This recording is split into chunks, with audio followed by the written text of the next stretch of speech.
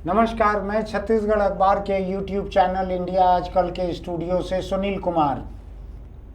चुनावों में रोज अलग अलग पार्टियों की कैंडिडेट्स की लिस्ट आती चली जा रही है। छत्तीसगढ़ के पूरे 11 लोकसभा सीटों पर कांग्रेस और भाजपा इन दोनों ही पार्टियों के सारे नाम सामने आ चुके हैं। 2 मार्च को भाजपा की जब पहली लिस्ट आई थी, जिसमें प्रधानमंत्री नरेंद्र मोदी का नाम भी था, उस लिस्ट में छत्तीसगढ़ के 11 के 11 नाम थे 2 मार्च को, यानी आज से करीब 25 दिन पहले भाजपा ने 11 के 11 नाम घोषित कर दिए थे, जिसमें बृजमोहन अग्रवाल जैसा चौंकाने वाला नाम भी था राजधानी रायपुर की सीट से। अब कांग्रेस ने 6 नाम तो कुछ अरसा पहले घोषित किए, फिर भी बीजेपी से शायद एक पखवाड़े बाद, और एक नाम कवासी लखमा का 3 या 4 दिन पहले बस्तर से आया। बचे 4 नाम जो हैं कल आए हैं कांग्रेस के, कल रात में आए हैं कांग्रेस के बाकी 4 नाम। तो अब जाके कांग्रेस के 6 नाम पूरे हो चुके थे पहले और 5 नाम अब आ गए हैं, 11 नाम हो गए हैं। दिलचस्प बात यह है कि भूपेश सरकार में एक वरिष्ठ मंत्री रहे रविंद्र चौबे के बड़े भाई प्रदीप चौबे, जो कांग्रेस पार्टी में हैं, कांग्रेस के नेता हैं, उन्होंने फेसबुक पर 3-4 दिन पहले ही इस बात को लिखा था, कोई दिल्ली वालों को बतलाओ कि छत्तीसगढ़ में 6 नहीं 11 सीटें हैं। ऐसा अपनी पार्टी पर तंज था उनका। शायद उनकी बात चुभ गई दिल्ली के लोगों को। उन्होंने आनंद, अरे प्रदीप चौबे जी भी ऐसा बोल रहे हैं, हमारे मंत्री रहे रविंद्र चौबे के भाई ऐसा बोल रहे हैं, भूतपूर्व मुख्यमंत्री भूपेश बघेल जिनको काका बोलते हैं वो भी ऐसा बोल रहे हैं, तो चलो जल्दी कर दो नाम यहाँ के घोषित। तो कांग्रेस पार्टी ने कल रात को बचे हुए 4 नाम घोषित किए हैं। 11 के 11 उम्मीदवार अब आमने सामने हैं कांग्रेस और भाजपा के। गोंडवाना गणतंत्र पार्टी ने भी अपने उम्मीदवारों की घोषणा की है, देखते हैं वो कितना फर्क डालते हैं। लेकिन जैसा कि मैं देख रहा था, पिछले लोकसभा चुनाव में 5000, 7000, 8000 ऐसे कम वोटों से भी कुछ सीटों पर फैसला हुआ था। तो हो सकता है कि कम ऐसी सीटों का जो फैसला है वो गोंडवाना गणतंत्र पार्टी की वजह से प्रभावित हो सके। देखना है क्या होता है। फिलहाल आज इस मुद्दे पर चर्चा के लिए मैं यहाँ पर हमारे राजनीतिक विश्लेषक शशांक तिवारी के साथ यहाँ पर मौजूद हूँ। शशांक, क्या लगता है आपको, अब तो लोकसभा चुनाव में नाम दोनों तरफ से तय हो गए हैं जी, कोई नाम बदल भी सकते हैं क्या? देखिए, बदलने की संभावना फिलहाल दिखती नहीं है, लेकिन इसका विरोध जरूर शुरू हो गया है। ऐसा अभी ताज़ा जानकारी ये है कि बिलासपुर में एक कांग्रेस कार्यकर्ता आमरण अनशन में बैठ गए हैं, जगदीश कौशिक नाम के। उनका ये कहना है कि बाहर से देवेंद्र यादव को टिकट दे दी गई है, बाहर से, जो भिलाई के विधायक है, बिलासपुर से उनका लेना देना नहीं है। तो खैर, टिकट में तो इस तरह का विरोध समर्थन होता रहता है।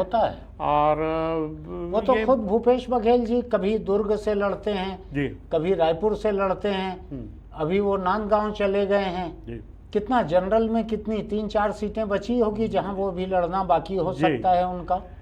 अब इसमें तो थोड़ी सी इंटरेस्टिंग बात यह है कि भिलाई के, दुर्ग के 3 नेता दूसरे क्षेत्रों से लड़ रहे हैं। खुद भूपेश बघेल, ताम्रध्वज साहू और देवेंद्र यादव को प्रत्याशी बनाया गया।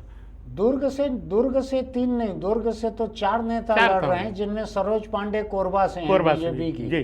कांग्रेस के 3 हैं जी, बीजेपी की 1 है। दुर्ग मुझको ऐसा लगता है काफी उर्वरा जमीन है, वहाँ की उपजाऊ जमीन है जी। वहाँ से कैंडिडेट उगा के एक्सपोर्ट कर रहे हैं जी।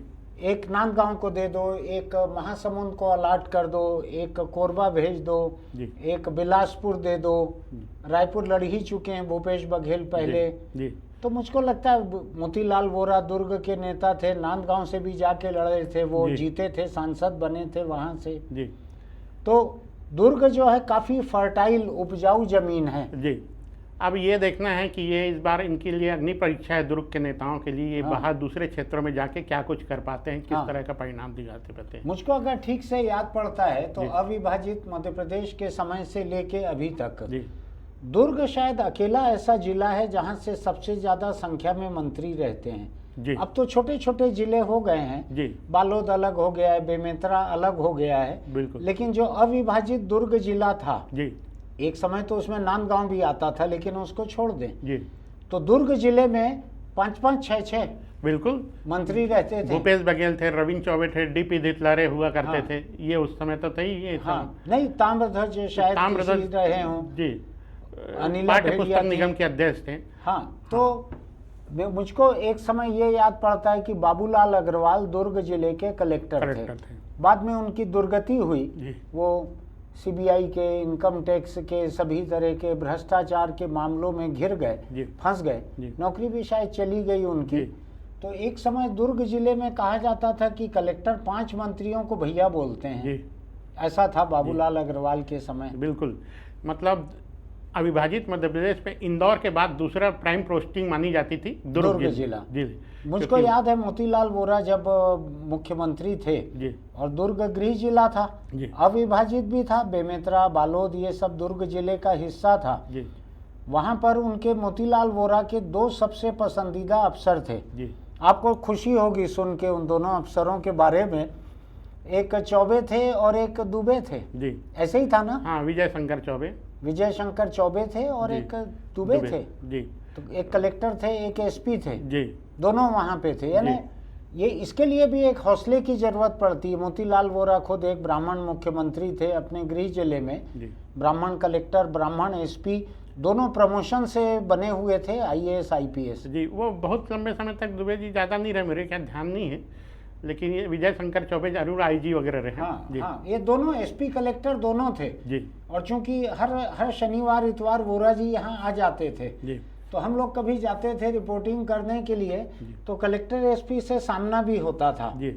हंसमुख थे दोनों ही, अच्छे थे। खैर अभी बात कर रहे हैं हम लोकसभा चुनाव की, तो लोकसभा में जो उम्मीदवार कांग्रेस बीजेपी के दोनों सामने आ गए हैं और शायद 10 सीटों पे गोंडवाना ने भी घोषित कर दिए। कांकेर को छोड़ के बाकी सभी जगह डिक्लेयर किया है। कांकेर क्यों नहीं किया है उन्होंने? कांकेर में उनके एकमात्र विधायक हैं तुलेश्वर हीरा सिंह मरकाम से बात हो रही थी। 2-3 नाम हैं उनके पास। अच्छा, उन पर छांट रहे हैं, छोड़ नहीं रहे सीट को, खड़ा करेंगे वहां से। अच्छा, अब हम एक काम करते हैं, एक सिरे से बात करना शुरू करते हैं जी।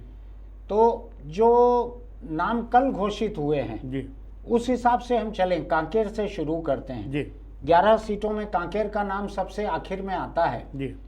कांकेर के आंकड़े हो सकता है मेरे पास थोड़े से आगे पीछे हों जी। मेरे हिसाब से 5377 वोटों से कांग्रेस पिछली बार कांकेर में हारी थी, बीरेश ठाकुर जी। शशांक के आंकड़े थोड़े से ज्यादा हैं, इससे 6000 कुछ से हारी थे, ऐसा इनका कहना है। आप मान लीजिए 5-6 हजार वोट से बीरेश ठाकुर हारे थे, कम वोटों से हारे थे। बीरेश ठाकुर को वहां से कांग्रेस ने अपना उम्मीदवार बनाया है कांकेर से। भोजराज नाग को बीजेपी ने वहां से उम्मीदवार बनाया है।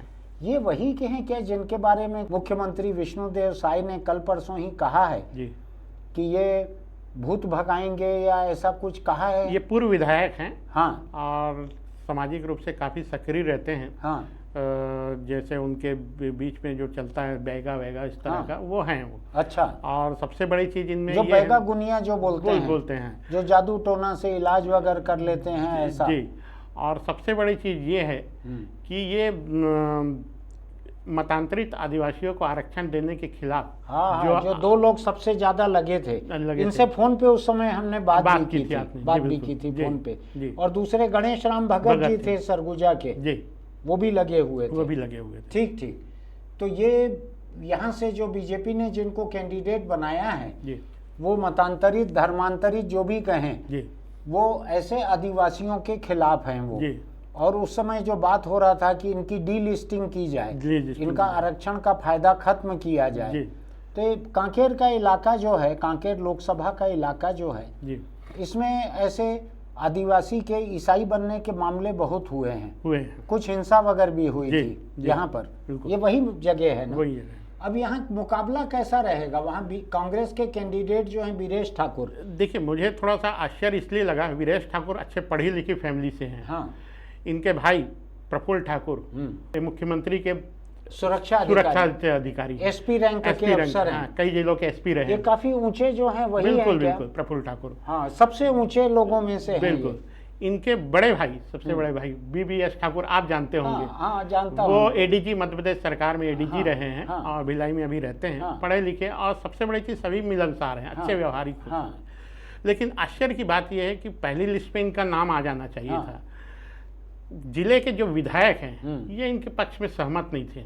ऐसा? हाँ। और यहाँ कांग्रेस के विधायक 3-4 हैं। 4 हैं, 3 तो पूरा बालोद जिले के तीनों तीनों हैं। हाँ। पूरा जिला ही पंजा छाप है। इसके अलावा भानु प्रतापपुर से सविता मंडावी विधायक हैं। तो उसको लेके विरोध हुआ, तो अनिला भेड़िया भी चुनाव लड़ने के लिए तैयार हो गई थी। फिर इसके अलावा कुछ और नाम भी उछल रहे थे। मोहन मरकाम के लिए भी बहुत सारे लोग लगे हुए थे कि वो भी उम्मीद से थे। तो कुल मिला के अंततः ये फैसला हुआ कि वीरेश को ही टिकट दिया जाए ऐसा कर, क्योंकि पिछले 2 स्वाभाविक दावेदारी थी। मेरा एक दूसरा ख्याल और भी है जी, कि जो 2023 का विधानसभा का चुनाव हुआ था जी, इसमें कांकेर लोकसभा सीट से करीब 82,300 वोट से कांग्रेस आगे थी यहाँ। जी, ऐसे ही था ना जी। ये अभी ताजा जो जिसमें कांग्रेस की सरकार गई है जी, उसमें भी कांकेर लोकसभा सीट से 82,300 वोट से आगे थी कांग्रेस। जी, यानी पूरे प्रदेश में उसका भट्टा बैठ गया था। जी। लेकिन कांकेर में इतनी अच्छी लीड थी, और लोगों का ये कहना है कि इन्होंने, वीरेश ठाकुर ने विधानसभा चुनाव में काम भी किया था। फिर विधायक लोग क्यों इनके नाराज हो गए? देखिए क्या होता है कि कांग्रेस की भी अलग अलग खेमे हैं, अलग अलग विवाद, आपस में एक दूसरे से वो रहता भी है। और जो सविता मंडावी थी वो करीब 30,000 वोट से विधानसभा का चुनाव जीती थी, और बालोद के लोगों का सोचना था कि उधर से होना चाहिए था। ठीक, जहां से कांग्रेस को जिताया गया है वहां से तो सीट का नाम कांकेर रहता, कैंडिडेट बालोद से रहता। ऐसा पहले हुआ है? बालोद से जीते नहीं है। एक बार 1967 वगैरह में वो वहां से जीते हैं, शाह परिवार से, अंबागढ़ चौकी वगैरह के, वो जरूर जीते। बाकी आप देखे होंगे अरविंद नेताम 5 बार, उनकी पत्नी 6 बार, 4 बार दे रही है। क्योंकि कांकेर को माना जाता है बस्तर की सीट। जी, इसमें ये हिस्सा जोड़ा जरूर गया है बालोद का। जी, लेकिन इसको बालोद जो है उसको बस्तर नहीं माना जाता। जी। तो ये भी एक वजह होगी कि बस्तर में ही रहे ये सीट, बिल्कुल बालोद वाले के पास न जाए। शायद ये वजह एक रही होगी। तो जो 4 में से 3 विधायक जो विरोध कर रहे थे वो बालोद तरफ के होंगे। वो भी बहुत ज्यादा विरोध नहीं, दबे छुपे जो विरोध होता है जो पार्टी के भीतर, इसी तरह का था। तो कुल मिला के ये वीरेश ठाकुर अच्छी स्थिति में है। 82,300 से विधानसभा में लीड रही है कांग्रेस की सीट पर, और ये पिछली बार 5-6 हजार वोट से हारे हुए हैं। इन सब के बावजूद मुझे लगता है कि ये मुकाबला भले विधानसभा चुनाव में बड़ी बहारत है, आसान नहीं रहेगा बल्कि बहुत कठिन रहेगा। मंतूराम पवार फिर कांग्रेस भाजपा में आ गए हैं, जो निर्दलीय 15,000-20,000 वोट पाए थे। तो इस तरह का कांग्रेस भाजपा की सरकार भी है, काफी मेहनत भी कर रहा है। कुल मिला के यहाँ मुकाबला बड़ा रोचक रहेगा।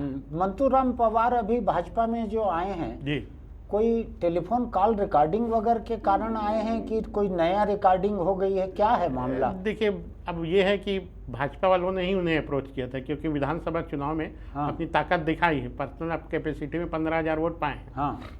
ये अच्छा, तो अभी वो भाजपा की तरफ से काम करेंगे और अपने विधानसभा सीट पे जो 15,000 वोट पाए थे, तो भाजपा उस पर दांव लगा रही है कि मंतूराम पवार उन वोटों को भाजपा लोकसभा कैंडिडेट की तरफ मोड़ सकते हैं। ऐसा देखते हैं क्या होता है। यहाँ ये आपका कहना है कि गोंडवाना गणतंत्र पार्टी ने इसी एक सीट पे अभी कैंडिडेट घोषित नहीं किया है। यही है। चलिए अब हम बस्तर की दूसरी सीट पे आते हैं, जिसका नाम ही बस्तर है। बस्तर इलाके का नाम भी है, बस्तर एक गांव भी है, बस्तर विधानसभा सीट भी है, बस्तर लोकसभा सीट भी है। विधानसभा सीट है ना बस्तर? है।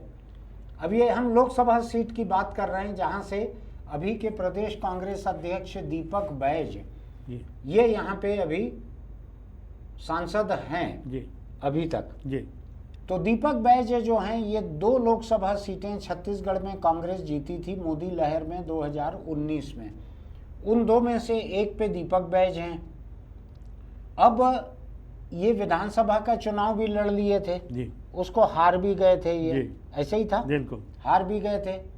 अब ये लड़ेंगे नहीं लड़ेंगे, लड़ेंगे नहीं लड़ेंगे, ये लंबा चला ये जी, लंबा चलते चलते अब ये हुआ कि ये नहीं लड़े। जी।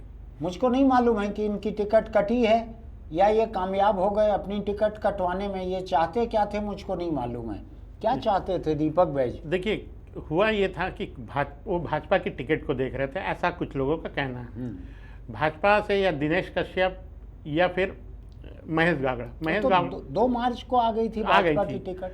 तो उसके बाद ही उन्होंने मन बनाया था। पहले वो चुनाव नहीं लड़ेंगे ये सोच रहे थे। जब भाजपा की टिकट जैसे महेश कश्यप एकदम नए फ्रेश कैंडिडेट को दिए गए तो उनको अपनी संभावना दिखी और वो चूंकि फिर वो चुनाव लड़ने के लिए दिलचस्पी दिखा रहे थे। नहीं तो ये भाजपा कैंडिडेट को दीपक बैज कमजोर मान रहे थे क्या? ऐसा चूंकि उनको ये था कि जो भाजपा के जो पहले जो दावेदार थे, हाँ, दिनेश कश्यप हाँ, और महेश गागड़ा के साथ हॉस्टल में एक साथ रहे हुए हैं, तो व्यक्तिगत संबंध है दीपक बैज के। दिनेश कश्यप से भी उनके अच्छे संबंध है। अच्छा, तो इसलिए थोड़ा सा पीछे हट रहे थे। अच्छा, सबसे बड़ी चीज वो विधानसभा का चुनाव हारे थे, अभी हारे हैं और 8-10 हज़ार वोटों से। तो इसलिए थोड़ा कतरा रहे थे, ये मान रहे थे कि सभी क्षेत्रों में मैं टाइम देना चाहता हूँ, ये ऐसा उन्होंने पार्टी नेताओं से कहा था, कुछ नेताओं। अच्छा। लेकिन महेश कश्यप का नाम जो भाजपा जैसे चौंकाई तो फिर ये उत्साही हो गए थे दीपक बैज जी, लेकिन पार्टी ने दिया नहीं टिकट। पार्टी ने दिया नहीं। और कवासी लखमा पूरे अपने समर्थकों के साथ दिल्ली में डेरा डाले रहे। हाँ, वो खुद नहीं चाहते थे, बेटे के लिए चाहते थे कवासी, लेकिन उन्हें फंसाया गया कि भाई अब आप लड़ो। कवासी एक बार लड़ चुके हैं चुनाव लोकसभा का, करीब करीब 75,000 वोट से हारे थे दिनेश के मुकाबले। अब उनके साथ समस्या ये है कि थोड़ा सा बता दूं कि ये कवासी के साथ दोनों विधायकों की बहुत अच्छी, मतलब दोनों क्या प्रदेश अध्यक्ष से बहुत अच्छे संबंध नहीं है। लखेश्वर बघेल, दीपक बैज का ये मानना है कि उनको हराने के लिए कवासी लखमा ने बड़ी मोटी रकम भेजी थी जी विधानसभा चुनाव में जी। वो रकम कवासी लखमा ने अपने दम पे भेजी थी कि ऊपर से किसी के कहे हुए भेजी थी, ये एक अलग बात है जी। लेकिन दीपक बैज के चुनाव क्षेत्र में कवासी लखमा का भेजा हुआ जी 25 लाख या 50 लाख रुपया पहुंचा था जी। ये मुझको मालूम है जी। ये दीपक बैज ने दिल्ली में इसकी शिकायत भी की थी जी। सार्वजनिक तौर पे तो फोटो खिंचा रहे हैं दोनों एक दूसरे से, लेकिन अंदर खाने में ये चर्चा रही जो आप बता रहे हैं। अब इसमें दूसरी चीज है, दूसरे जो विधायक हैं, वो जो एक था ना शिवाजी का और किसी का अफजल खान का बगनखा वाला, सार्वजनिक रूप से तो वो गले मिल रहे थे जब तक कि चीर न डाला तब तक। तो अभी बगनखा इनमें से किसके पास है नहीं है ये देखने की बात है। ऐसे ही है ना? बिल्कुल। दूसरे जो विधायक हैं बस्तर के लखेश्वर बघेल, उनसे भी बहुत अच्छे तालमेल नहीं है उनका, कवासी लखमा का। लेकिन आबकारी मंत्री रहे हैं, काफी आर्थिक रूप से सक्षम हैं, एक बार चुनाव लड़े हैं, उनको पूरा अनुभव है। दूसरी चीज ये है कि उनके बेटे हरीश वो जिला पंचायत के अध्यक्ष भी हैं, प्लस वो लोकसभा के अध्यक्ष रहे, मतलब युवक कांग्रेस के लोकसभा भी, तो उनकी अपनी टीम है। अब ये है कि वो कितना क्या कर पाते हैं ये देखना है। कोई एक कवासी लखमा ने महल जैसा मकान बना लिया है अपने कॉन्स्टिट्यूंसी में जी, जिसको लेके लोगों की बड़ी नाराजगी है, चर्चा है, लोगों के आंखों में जी किरकिरी की तरह घूम रहा है वो जी। वो सब जांच के दायरे में आ गया है क्योंकि ईओडब्ल्यू ने केस रजिस्टर कर दिया है आबकारी घोटाले में कवासी लखमा के खिलाफ। ईडी की जांच के घेरे में भी तो थे कवासी लखमा, ईडी ने ही अनुशंसा की थी उनके खिलाफ, तो उस आधार पर ईओडब्ल्यू ने केस रजिस्टर किया हुआ है। अब ये देखना है कि आगे जांच का क्या होता है, किस तरह होता है और वो किस तरह घेरे में आते हैं, नहीं आते हैं। लेकिन मुझको एक बात को लेके और हैरानी होती है थोड़ी सी कि मुख्यमंत्री भूपेश बघेल ने जिस तरह से कवासी लखमा को आबकारी मंत्री बनाया था जी, शायद उद्योग मंत्री भी थे, उद्योग मंत्री भी थे, ये बात थोड़ी सी अटपटी थी। किस लिए अटपटी थी मैं बताता हूँ आपको।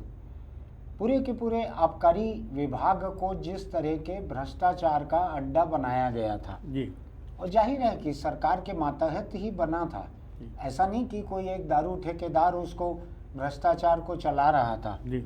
जो कोई चला रहे थे वो सरकार के ही कृपा पात्र थे, सरकार के कहे हुए, सरकार के लिए चला रहे थे जी।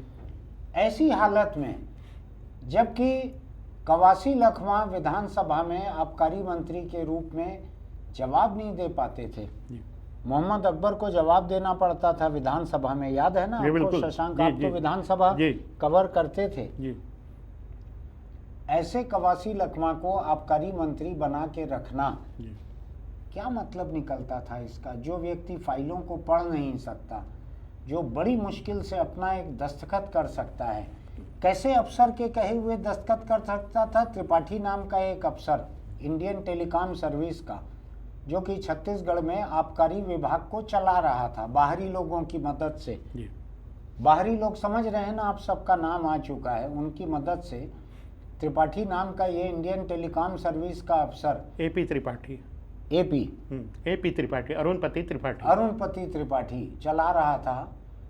वो जाता था दस्तखत करवाने के लिए कवासी लखमा के पास, और जो वहाँ बैठे हुए लोग थे उन्होंने मुझको बतलाया कि कवासी लखमा फाइल के गट्ठे को देखते थे, कितना फाइल है, तो वो बतलाता था इतना फाइल है, बस उसी पे हिसाब किताब हो जाता था, कितना दस्तखत है, कितना फाइल है, प्रति फाइल हिसाब किताब होता था। क्या होता था मैं नहीं कह सकता, मेरे पास सबूत नहीं है, आप समझ सकते हैं, मुझसे ज़्यादा समझदार हैं आप। इसमें एक चीज़ और है, यहाँ से सीपीआई ने भी कैंडिडेट खड़ा किया है। सीपीआई ने फूल सिंह कतलाम को कैंडिडेट बनाया है। ये नारायणपुर इलाके के रहने वाले हैं। जो कवासी लखमा के लीड का इलाका है? नहीं, नारायणपुर का।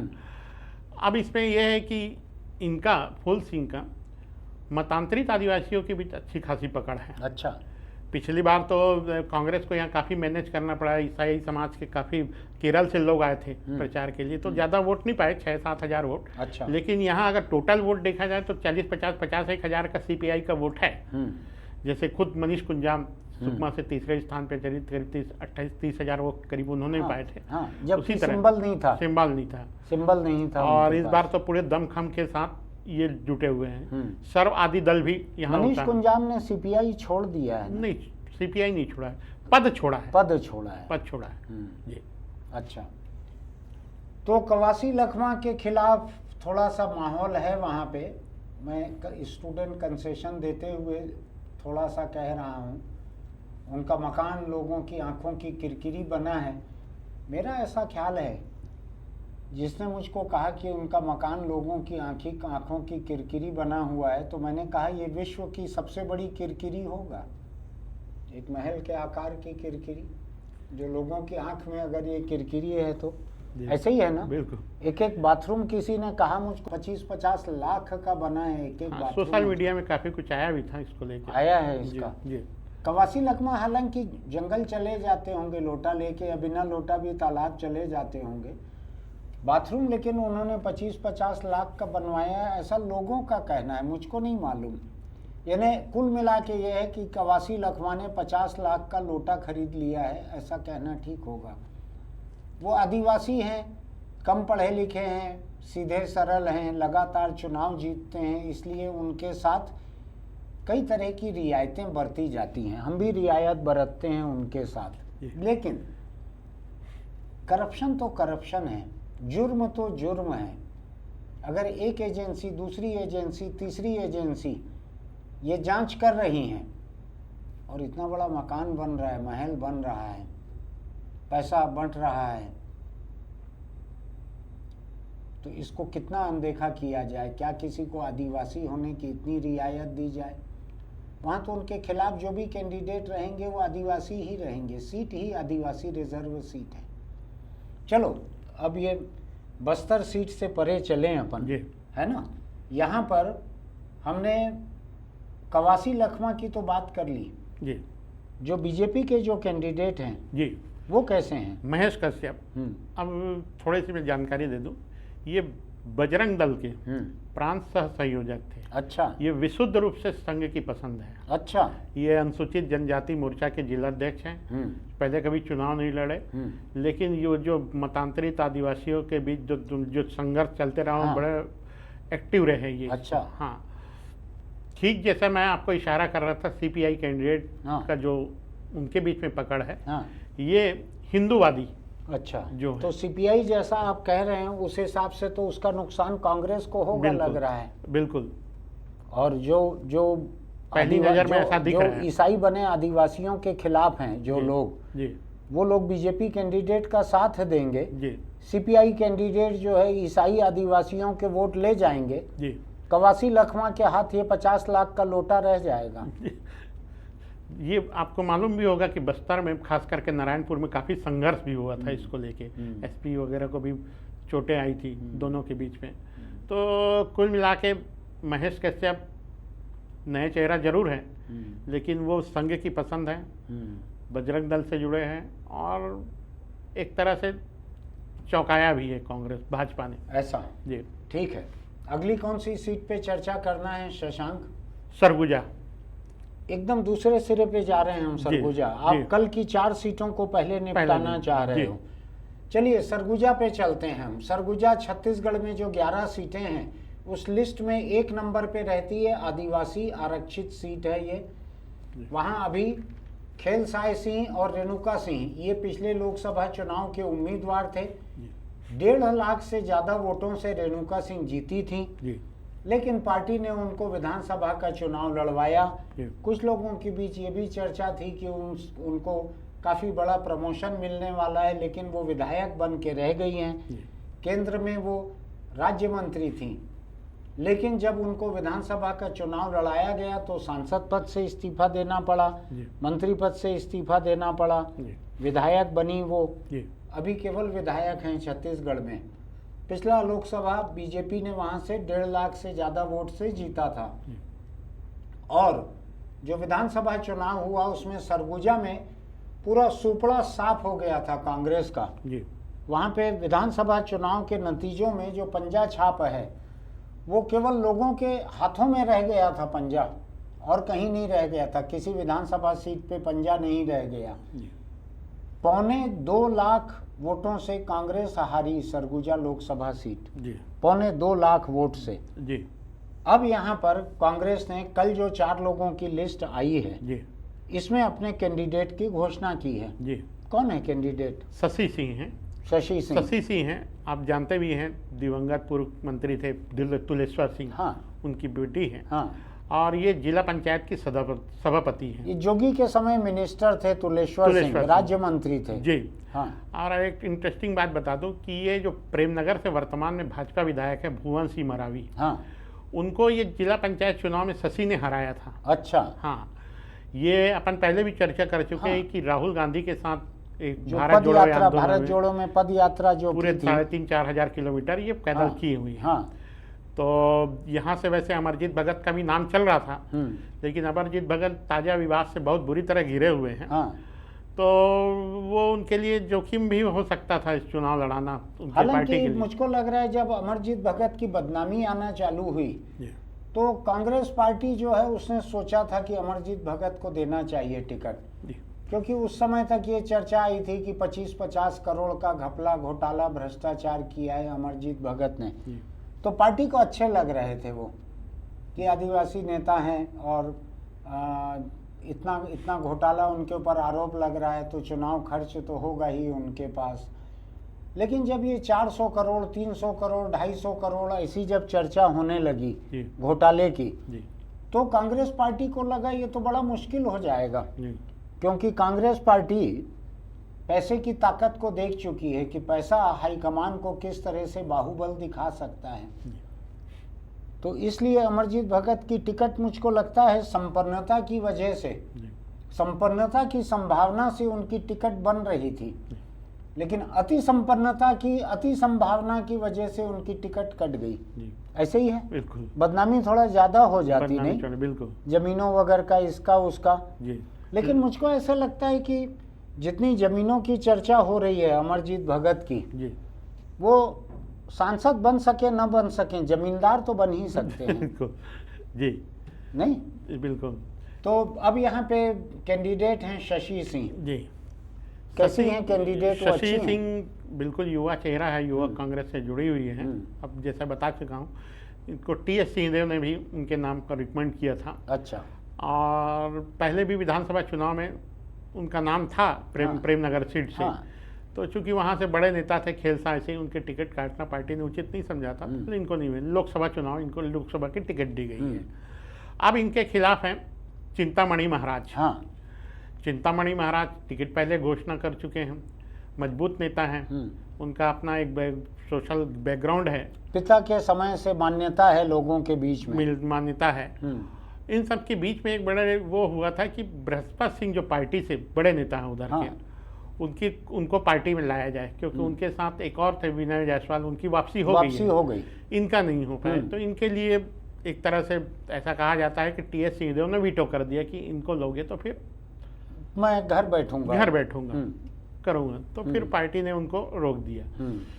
तो कुल मिला के इनके लिए बहुत कठिन है। तो ये बृहस्पति ग्रह जो है ये अभी है कहाँ पे? अभी साइलेंट है।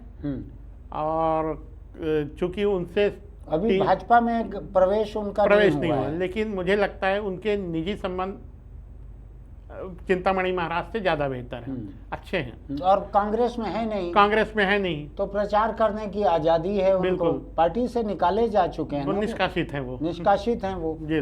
तो 6 साल वो कर सकते हैं भाजपा का प्रचार जी। तो कुल मिला के ये नहीं है और साख इनकी अच्छी है। फिर भी चिंतामणि महाराज है, सरकार है, उनका अपना एक बड़ा बैकग्राउंड है। अलग अलग 2 क्षेत्रों से विधायक रहे हैं चिंतामणि महाराज, इसी पार्लियामेंट्री सीट बिल्कुल, सामरी और लुंड्रा से। तो वो कुल मिला के अभी मजबूत दिखते हैं ऐसा जी। चलिए, ये सरगुजा सीट का हाल हुआ। टी.एस. सिंहदेव का घर है यहाँ पर, टी.एस. सिंहदेव यहाँ के नेता हैं। पूरा सुपड़ा साफ है यहाँ पर कांग्रेस का, नाम लेवा नहीं है कांग्रेस का। मैं जो रिजल्ट देख रहा था सरगुजा लोकसभा सीट के भीतर आने वाली विधानसभा सीटों का, तो मैं देखा कि तालाब तो तालाब, सड़क फुटपाथ पे भी कमल खिल गए थे। आपने कभी देखा नहीं होगा, यहाँ सरगुजा जाके आप देख सकते हैं।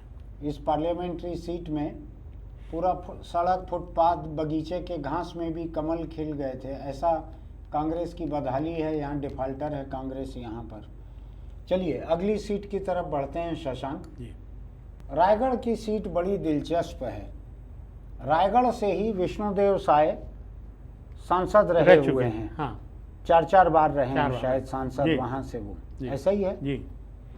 अभी पिछला लोकसभा चुनाव जो था उसमें वहां से गोमती साय 66,000 वोटों से जीती थी 2019 का मोदी लहर का। मैं अभी तक आज के रिकॉर्डिंग में मोदी लहर बोलना भूल गया था। आप पहले के सीटों पे भी 2019 में मान लीजिएगा कि मोदी लहर थी उस समय। अभी कुछ लोग भाजपा के लोग मोदी सुनामी बोल रहे हैं, तो मैंने उनको याद दिलाया, भाई सुनामी नकारात्मक शब्द है, आप लहर ही बोलो, लहर ही ठीक रहेगा। मोदी लहर, मोदी सुनामी बोलना ठीक नहीं है। किसी को प्रलय बोलना, किसी को भूकंप बोलना ठीक नहीं है। ऐसे ही मोदी सुनामी बोलना ठीक नहीं है। मैंने कुछ लोगों को, भाजपा के मित्रों को सुझाया है। तो गोमती साय वहां से सांसद थी, 2019 में जीती 66,000 वोट से। अभी भी वहां से कांग्रेस 42,000 वोटों से पीछे थी असेंबली चुनाव में। विधानसभा की सीटों को जोड़ लें तो पीछे थी कांग्रेस वहां से। तो गोमती साय महिला को चुना हुआ था, पिछला ही चुनाव वहाँ भाजपा की महिला को। इस बार वहाँ कांग्रेस ने डॉक्टर मेनका सिंह को टिकट दी है जी। ऐसा ही है जी। ये कल ही आई है जी। मेनका सिंह की बेटी, ये भी वहाँ कुलिशा सिंह, ये भी वहाँ से कोशिश कर रही थी टिकट पाने की, लेकिन पार्टी को लगा कि नहीं, अभी बहुत कम उम्र है इनका, आगे बहुत मौका रहेगा, तो माँ को उन्होंने मौका दिया है मेनका सिंह को। ये सारंगगढ़ राज परिवार की हैं। सारंगगढ़ के जो राजा नरेश चंद्र थे उनकी बेटी हैं। उनकी बेटी हैं जी। इनके बारे में बता दूं, डॉक्टर मेनका देवी सिंह के बारे में 2014 में भी इनकी टिकट फाइनल हो गई थी, लेकिन अंत में टिकट कट गई। कोई गलतफहमी किसी उसमें विरोध में, किसी में अंतिम समय प्रत्याशी 2 दिन बाद चेंज किया गया, तो उनमें से उनकी टिकट कट गई। मेनका सिंह के बारे में उनकी ये है कि पिताजी पहले आदिवासी अविभाजित मध्य प्रदेश में पहले आदिवासी मुख्यमंत्री। बिल्कुल। 13 दिन ही रहे, लेकिन रहे। लेकिन 15 साल वो मुख्यमंत्री रहे मध्य प्रदेश सरकार में। 15-20 साल, करीब 15 साल रहे, मंत्री रहे। उनकी बहनें, उनकी माँ पुसौर से निर्विरोध विधायक रह चुकी हैं। अच्छा। हाँ, और उनकी बहनें हैं ललिता देवी और भी हैं कमला देवी, ये सभी विधायक रही हुई हैं। तो ये इनके साथ परिवार की राजनीतिक पैठ है वहाँ पे।